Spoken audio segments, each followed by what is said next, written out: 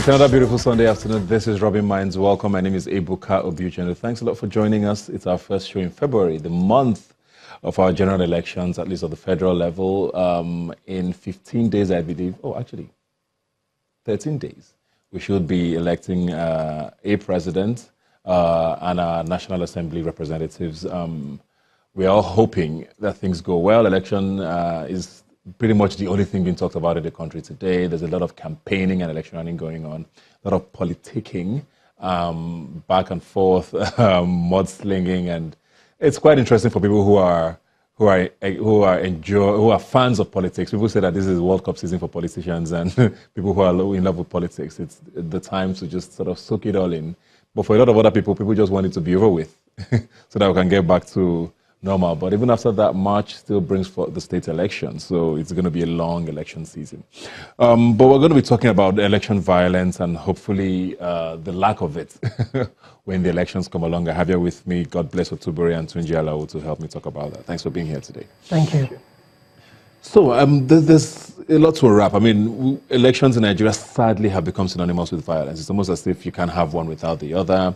Sometimes on a not so large scale. We've had instances where, at least in the last election, it was relatively peaceful, is the word we used then, relatively. But people still lost their lives. A couple of, sadly, NYSC people or coppers who were supposed to be ad hoc staff of the elections. It wasn't as bad as 2011 when people were hacked to death.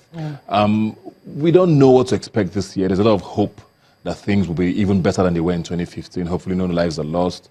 What are you seeing and what are you feeling so far? I mean, as a stakeholder in the process, looking at what we do in the country, and if you read the intelligence report, both from the international community and even local intelligence, it says that the possibility for violence is high. And for me, I think it's troubling. As young people, we have consistently asked to be a part of the system, but we rose up from these conversations last year and we said, look, if there is no peace, there is no way we can even be a part of the system. So I think it's, there's this possibility of violence. I mean, looking at the report so far, and even if you look at some of the flag-offs of some of the parties, their campaigns, and you know, it's not been what we hoped for. And that is why all the work we're doing, this show that you guys are doing now, and every work we're doing with the Vote Not Fight is just there to ensure that we don't have a repeat of 2011, and you know. Yeah. Well, so you're a politician, and I don't know, do you think the right things have been said, or do you think politicians haven't helped the situation with this particular campaign season?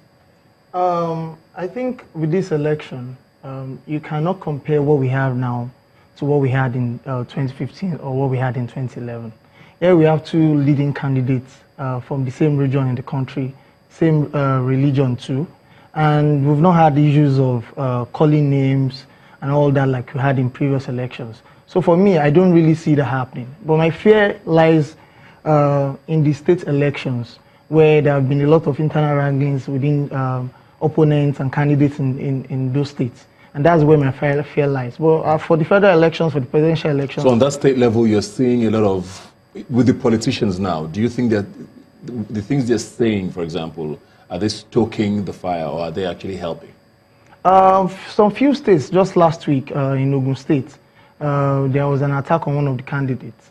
And he came out to say that he never thought it was going to be like that, in Ogun State specifically. And just because there are so many candidates, and it seems as if the tension is high, we're seeing people going out there to campaign and going out there with arms. And that's where my fear really lies. But for the federal elections, for the presidential elections, I don't really see much of that happening. Yeah. There's a lot of debate amongst Nigerians these days. Social media, even in real life. I feel like if you sit down with a Nigerian today, before you, in 2, 3, 5 minutes, you've started talking about politics. And it's intense, of course, with the two major parties because there's this tussle with, oh, my guy is going to win, my guy is going to win.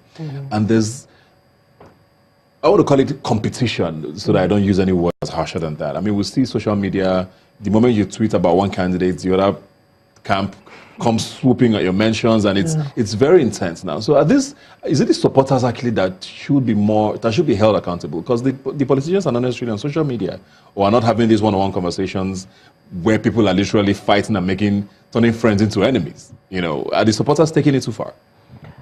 One of the definitions of politics is that it is the madness of the many for the benefit of the few. When you take into account that kind of definition, it tells you how that you have the vital few and the very many who do the wrong things.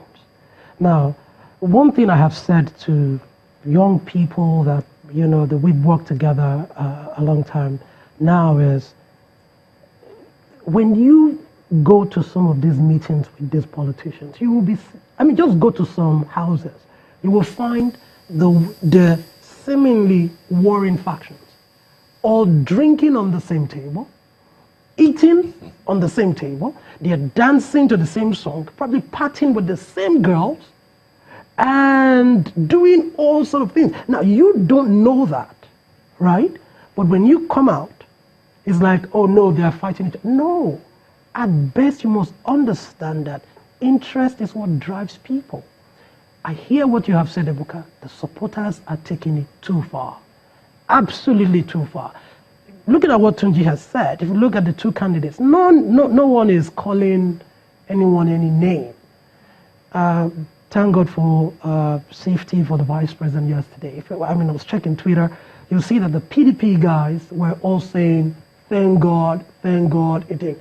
So you can see that at that level, they understand that, look, we're saying we have a better idea for this country. You are saying you have a better idea for this country. Then let's talk about the issues. Supporters, most times, they take it too far. Yeah. Have this really been issue-based, though, this particular election season? Because I hear what you say, and it's been talked about a lot, that, okay, for the first time in a long time, we'll have two leading candidates, from the same region, same religion. So this might be issues-based. Have they really been issues-based? Because it looks like there's a lot of personality attacks, especially from the two main guys. Unfortunately, I will not say this has been issue-based. We're not talking about the issues that we face every day, which I thought that should be the basis for this election.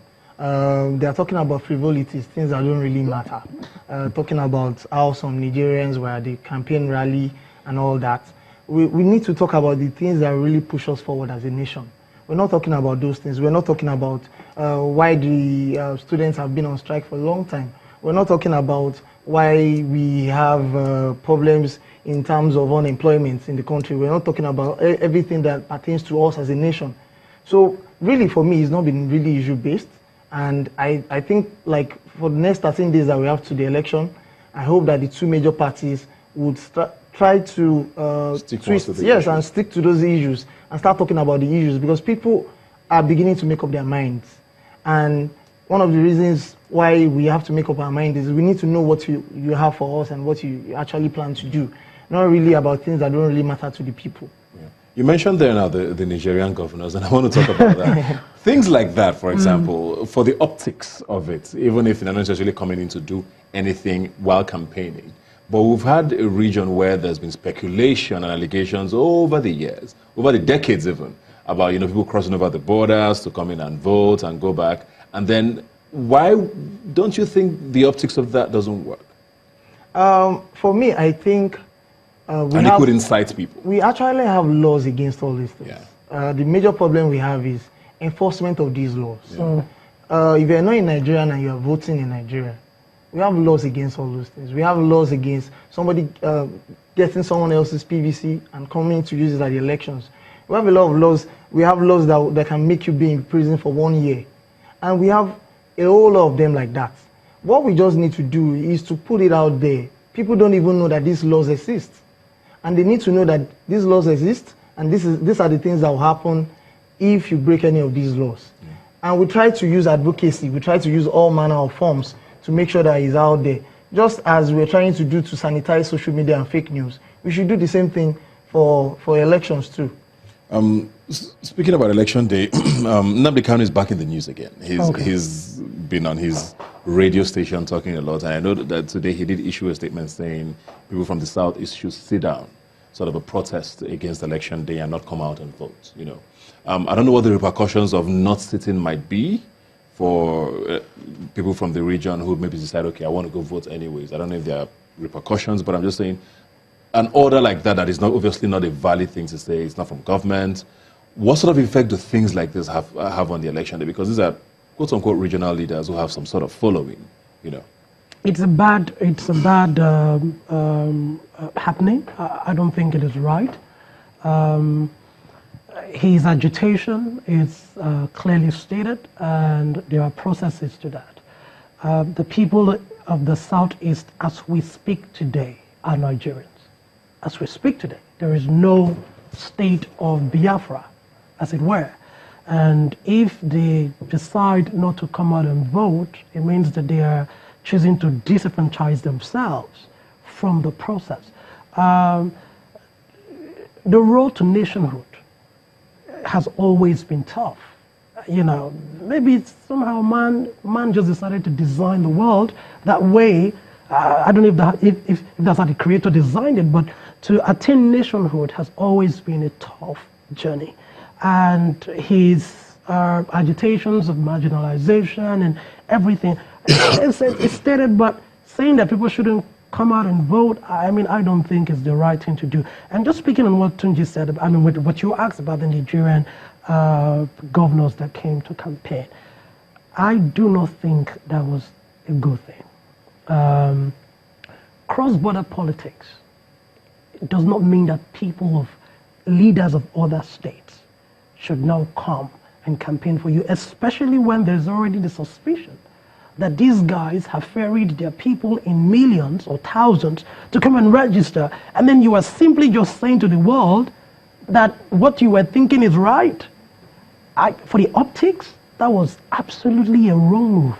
They shouldn't have done it. They shouldn't have done it. Okay, well, let's talk about the states now, because you mentioned the states there, and I want to zero in on a few of them. There are some who, sadly, traditionally have been associated with violence on election day. Then there are those who, for peculiar or specific reasons over the last couple of months or years now, will be very closely watched. Rivers State, for example, definitely comes up a lot, because we know that virtually every election is heated there. It's one of those states where that comes in with the numbers and changes, you know, the dynamics of where the winner sort of comes from. Benue State is also being talked about a lot this time because it's become a very serious swing state. We don't know where things are going to go. So states like that, what do you expect to see from security operatives? I believe that the federal government should try as much as possible to deploy enough security on ground. But the good thing about Rivers is this. Right now, as we speak, APC doesn't have candidates in Rivers State. But have they accepted that they don't have candidates? And we still have 13 days to go to the election. We don't know where it's going to go. But currently, as we speak, APC don't have candidates in Rivers State. And I don't see much of violence happening there, because there are two major parties, PDP and APC, in Rivers. And since one of them don't have candidates, I don't really see much of violence in Rivers State. But for Benue, Benue is neither here or there. What we just have is we have a lot of military presence during the elections to encourage people to come out. One thing I fear is this voter apathy. We're seeing people saying that I'm just going to be wasting my vote going out there. But I believe that no one is wasting their vote. Even if you vote for a candidate, even if you believe the candidate is not going to win, you voted your conscience. And we need to continually tell people that. I've had some engagement in the course of this campaign. And we also see that one of the reasons why we see youth engaging in violence is because they've seen it done over the years, and people escape. Nothing is being done to them. I'll give you an instance. I was just talking to a couple of youths, like 10 of them, average age of 24, 25. And I just asked them a random question. Which of you have PVCs? Out of like 8, 9, 10 of them, only like 2. So I asked, how come they didn't have? They gave all manner of reasons. And they said, bros, forget to say we don't get PVC. The work we will go do for you, it pass PVC. If you snatch so that's basically boxes, the mentality. So yes, they're saying there's still that mentality amongst young people, and they're still being used as tools, obviously. Yes, because they believe that that's the opportunity for them to make some cool money. and they can go. But is it cool though if you're going to be violent and snatch ballot boxes? But still talking about the states now, maybe to a lesser degree, they don't necessarily have a tradition of violence, but they are quite heated this period. Talking about Imo State and Ogun State, I think to a certain extent, these are states where the sitting governors are basically at the loggerheads with their parties and they have candidates, and so are those worrying spots for you? Absolutely, yeah. I think the whole idea about political power and what it is used for is not what a lot of people who are leaders today, is not what they have learned. The day we understand, and I say this to the credit of the former president of Nigeria, when he said that his aspiration is not worth the life of anyone. And that is why I'm sure, whether you say he was pressured or whatever, he conceded. Now, what that tells you is that this person understands that power is transient and it can move from you today to someone else tomorrow. The problem we have in this state is that the people who are there right now don't understand this. It's not in their DNA that they can. These are the same set of people. If you check their history, they probably went to school, did school politics, and hung around school for a while, even after they had left. So you find, I'm telling you, you find that reoccurring in Nance. You are out of school, you held a position, and then you are still. So these are worrying spots. These are terrible spots that if we don't, because this is it. I must be in power by all means. That's why you find out that they are in one party and they're supporting another candidate because they believe that they should be the one to determine. Yeah. Wow. And I'll just say my story, just very briefly. I was SUG PRO in University of Benin. When I was leaving, when I had done my 1 year, I was leaving. Someone came to me and said, you need to ensure that the next PRO that will emerge, you must have a say on what the. I said, why should I have a say?